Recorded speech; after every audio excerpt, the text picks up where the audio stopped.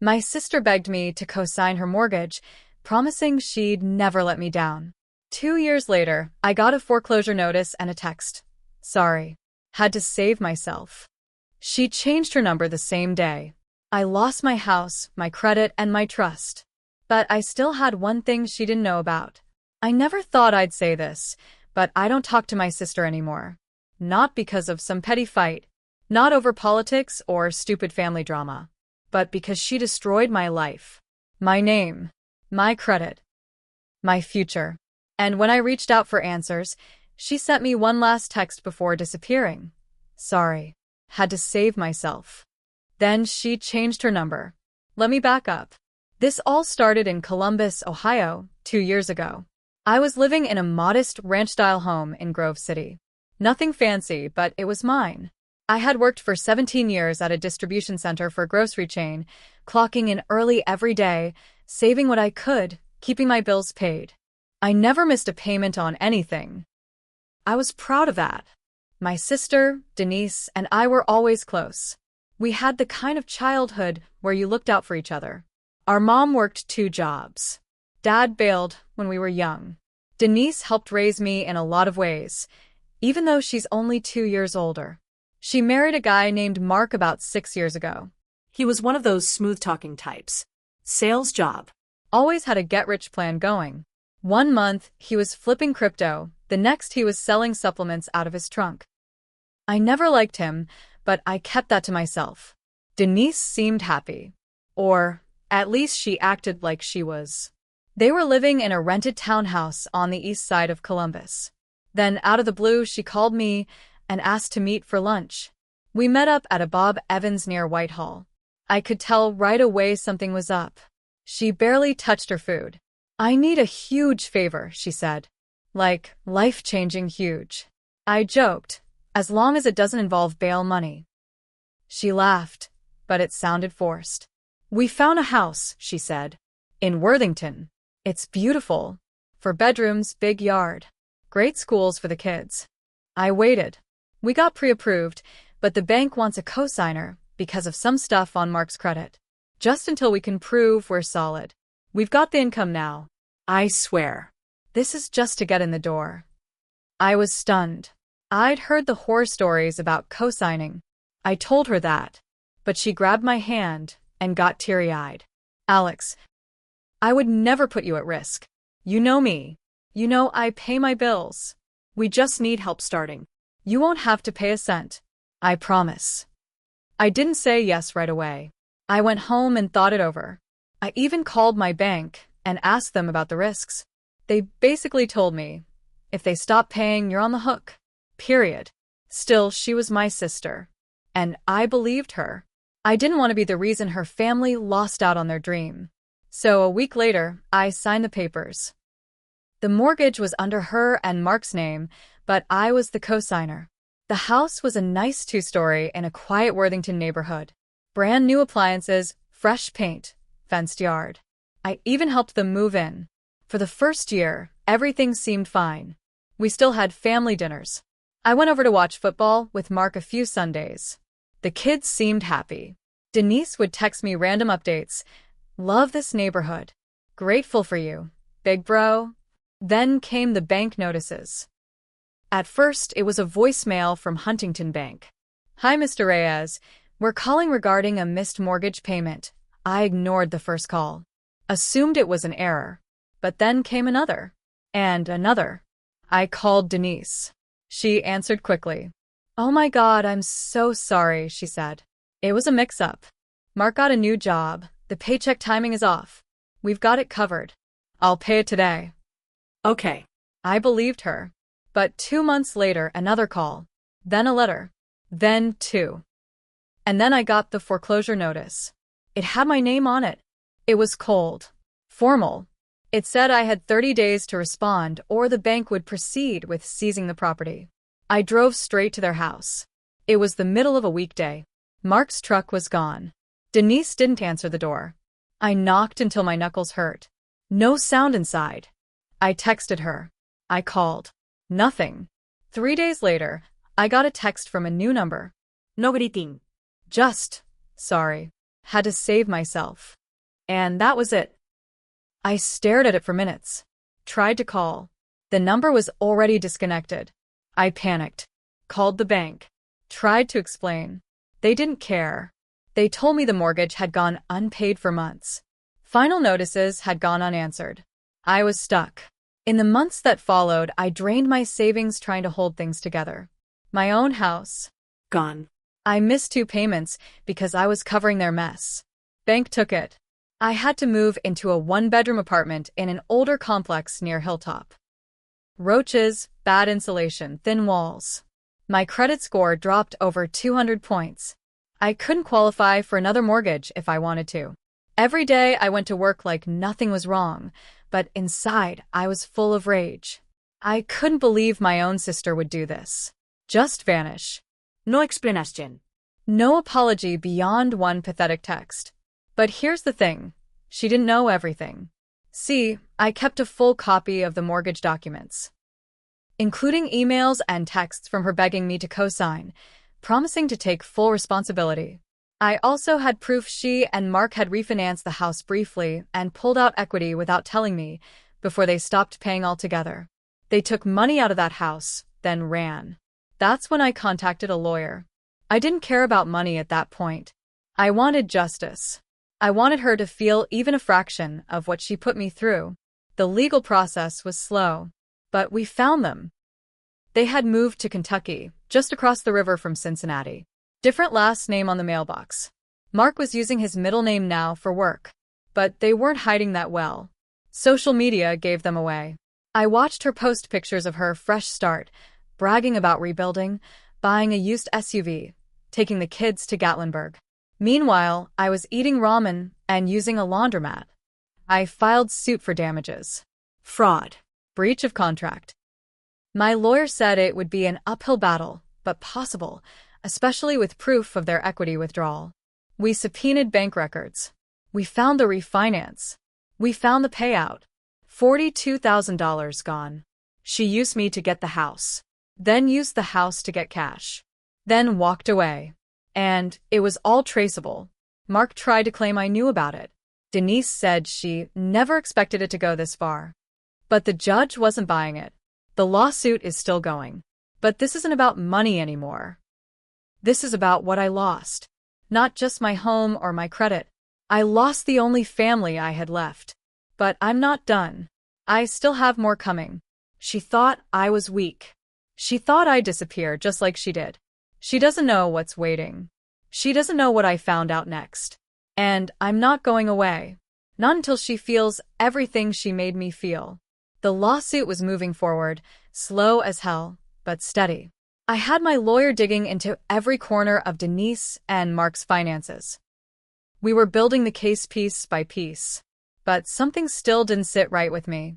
I kept thinking, how did they manage to get a new place so fast after the foreclosure? How did they even qualify for a rental, let alone buy a new SUV? With their credit? With the mess they left behind? One day, I took a deep dive. I used everything I could find. Old emails, Facebook connections, tagged photos. That's when I saw it. Mark's cousin Nolan. He'd been tagging Denise in pictures from some housewarming party in Newport, Kentucky. Big 2-story house, granite counters, double garage. Not a rental. I zoomed in on one photo. It was Denise holding a set of keys, smiling like nothing had ever happened. That's when I realized. She didn't just run away. She planned it. I started calling around. County records. Property lookups.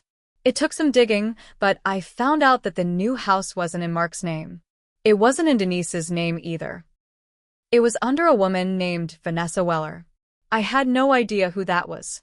I told my lawyer. He ran a background check. Turns out, Vanessa was Mark's half-sister. Lived in Indiana, barely had a digital trail. But 2 months before Denise and Mark bailed on the mortgage, she'd suddenly opened a line of credit. Then, the house in Newport was bought in her name, cash deal.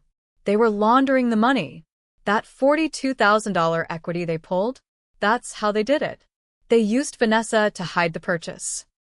It was all getting bigger than I expected. This wasn't just Denise screwing up and running away. This was fraud. I handed everything to my lawyer. He was shocked. If we can prove they funneled the money through her, he said, we can drag Vanessa into this too. This is federal now. I didn't even know what to feel.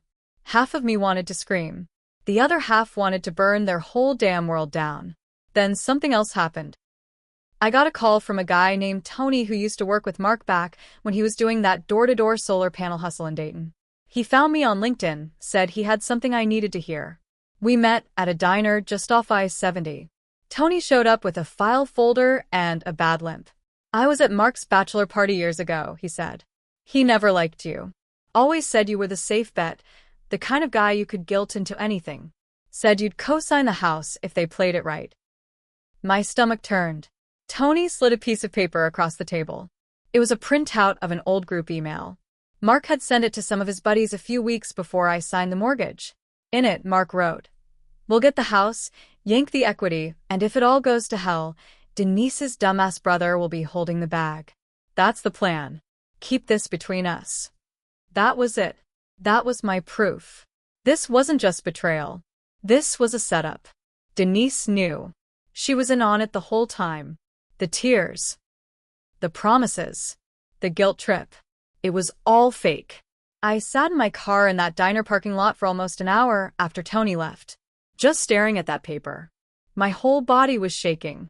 I thought about how I helped her move boxes. I remembered putting together her kids' swing set in that Worthington backyard. I remembered her crying on my couch after Mark lost his third job. And all along, they were planning this. I gave the email to my lawyer. He lit up like a Christmas tree. "This changes everything," he said. "They premeditated it. We can go after them for full restitution, damages, plus criminal charges if the DA takes interest." I asked him what the chances were of seeing them in court. He said, "They're going to try to run again. But they won't get far now." And he was right. 2 weeks later, I got a message from someone I didn't know. Instagram DM. The profile was private, but the name said, "Just want to help you." The message said, "She's planning to move again. Selling the house under Vanessa's name. Heading to Tennessee. Thought you should know." I didn't respond. I just sent it to my lawyer. We called the county clerk in Kentucky. The house was listed for a private sale. No MLS. Just a quick off-market deal through a shady broker. They were slipping out again. But this time I moved faster. I drove down to Newport myself. I parked 2 blocks from their house. I waited. And when Mark walked out to his truck that morning, I stood in front of it. He froze. "What are you doing here?" he asked, looking around like he might bolt. I didn't say anything at first. Just stared. I had the documents in my hand. The fake refinance. The email. The property records. All of it. "You planned this," I said. "From the start." He tried to deny it. Tried to smile that slick smile. But I handed him the papers. "You think you're smart. But you're not. And it's all coming down now." He laughed. Actually laughed. "You're wasting your time. No judge is gonna get us. It's just money, man." No one cares." I leaned in. "I do." I left him standing there.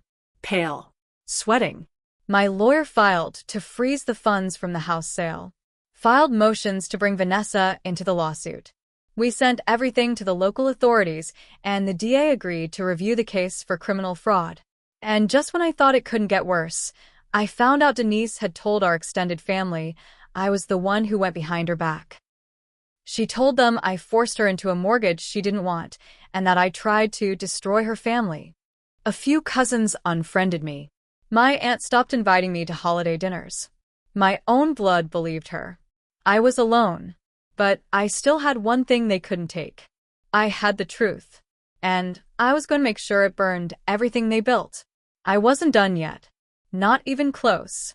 About a month after I confronted Mark, things got quiet. Too quiet. No updates from the court. No movement on the fraud case. Even my lawyer said things were in motion, but it felt like nothing was actually happening. I started to worry they had found a way to delay everything, maybe even buy their way out. Then I got a call from someone at the DA's office in Franklin County. A woman named Rachel. She asked if I could come in and speak with her in person. Said it was urgent but didn't explain why over the phone. When I got there, she was waiting with a folder already on the table.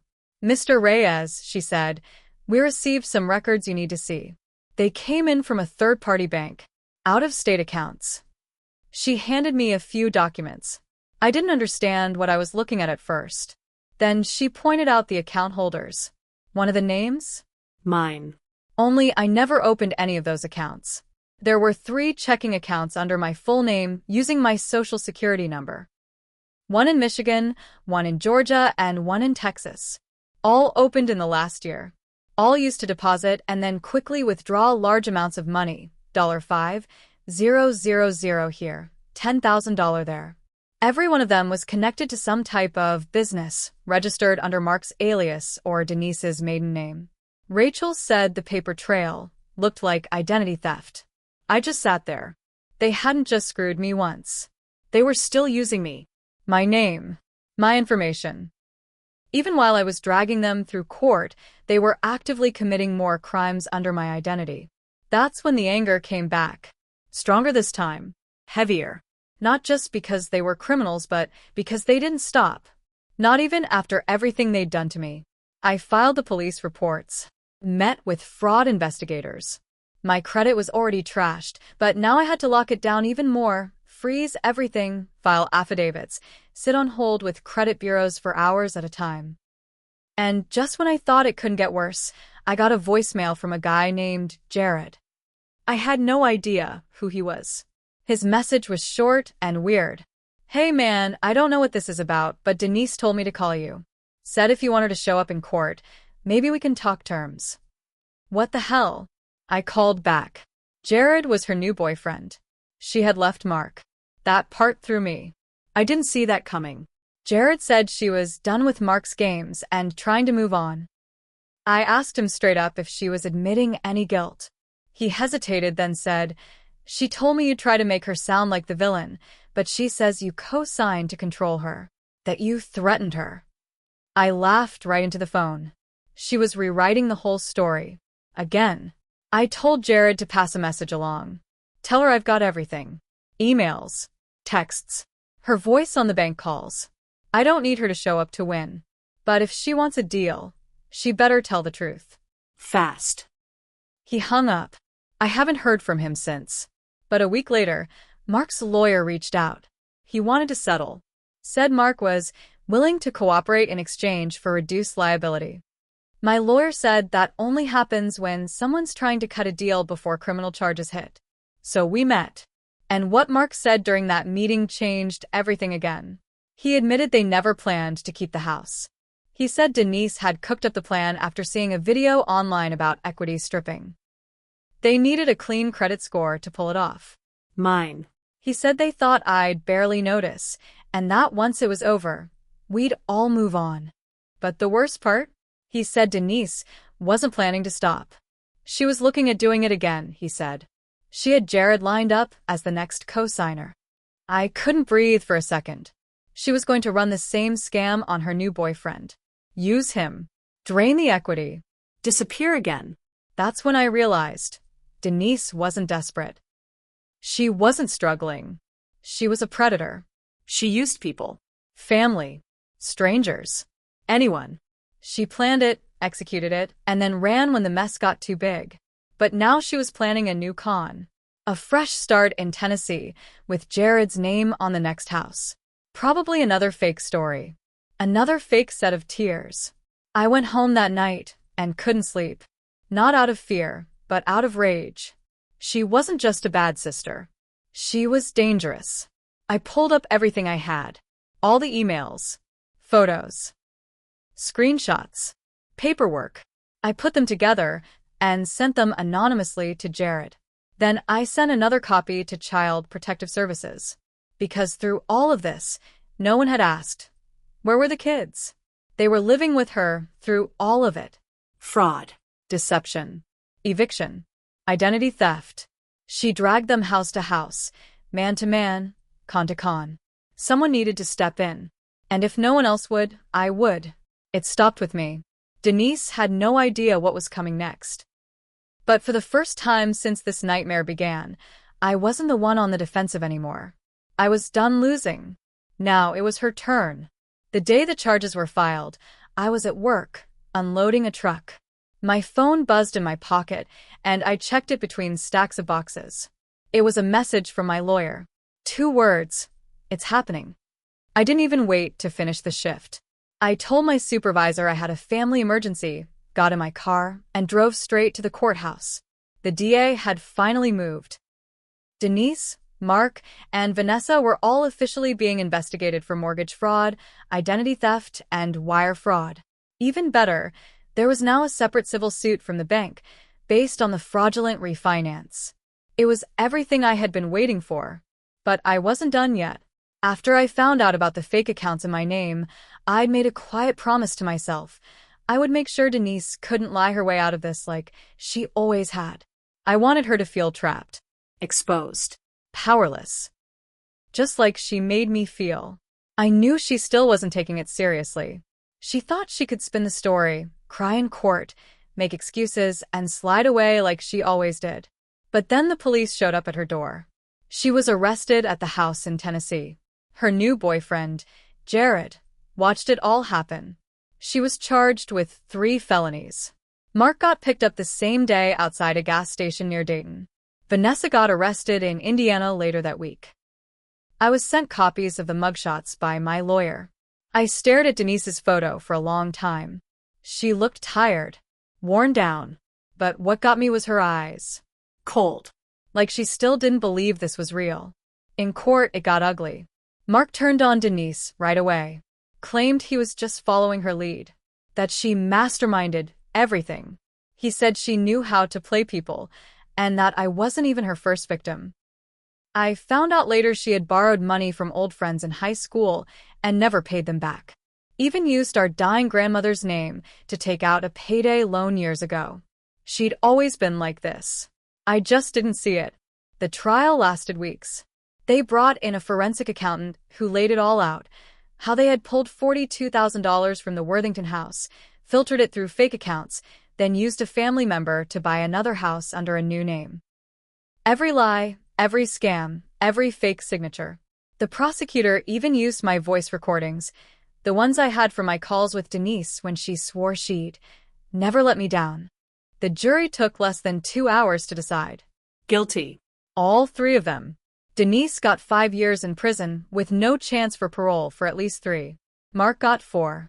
Vanessa, who had fewer charges, got 2 years of probation and a big fine. Her clean record helped her out, but the judge made it clear. She got lucky. I stood in court during sentencing and gave a victim statement. My hands were shaking, but I made myself look right at Denise. I told the judge how I lost my house, my credit, my peace of mind. How I couldn't sleep for months. How I stopped trusting people. How my own family turned their backs on me because they believed her lies. And then I said the one thing that truly mattered. I still would have forgiven you, even after everything, if you had just told the truth. If you had just owned it. But you didn't. You used me, you lied to my face, and then you tried to do it again to someone else. That's not family. That's a predator. She didn't look at me once. When it was over, the judge ordered restitution. Every cent they stole had to be repaid. Of course, that money would come slowly over years. Maybe never. But I didn't care anymore. I didn't want the money. I wanted them stopped. After the trial, things slowly started to get better. I got a letter from Child Services saying Denise's kids were placed with their other grandparents. A stable home. Safe. Away from the chaos. I even got an apology letter from my cousin Eric, one of the people who believed Denise's lies. He said he was sorry, that he should have called me before choosing sides. Some bridges stayed burned, but some began to rebuild. As for me, I moved into a small place in Hilliard. I still had bad credit, but I was rebuilding. I took a second job, picked up weekend shifts. I didn't complain. I was free again. No more mail full of threats. No more calls from the bank. No more waiting for the next hit. Just quiet. And time to breathe. But I'll be honest, part of me is still angry. Not just at her. At myself. I should have said no when she asked. I knew better. But I wanted to believe in her. I wanted to believe that family meant something. That blood mattered. I learned the hard way. Sometimes it doesn't. Sometimes the people closest to you will cut the deepest. But I survived it. I still wake up some mornings thinking it was all a dream. Then I look around. Different walls. Smaller space. A scarred credit score. Proof it was real. But I also see something else. I see what's left of a man who stood up for himself, even when it hurt. I see someone who lost everything, but still came out stronger. And the best part? She thought I was weak. She thought I'd roll over, take the hit, disappear. She thought she'd win. But now she wakes up every morning in a cell, while I wake up free.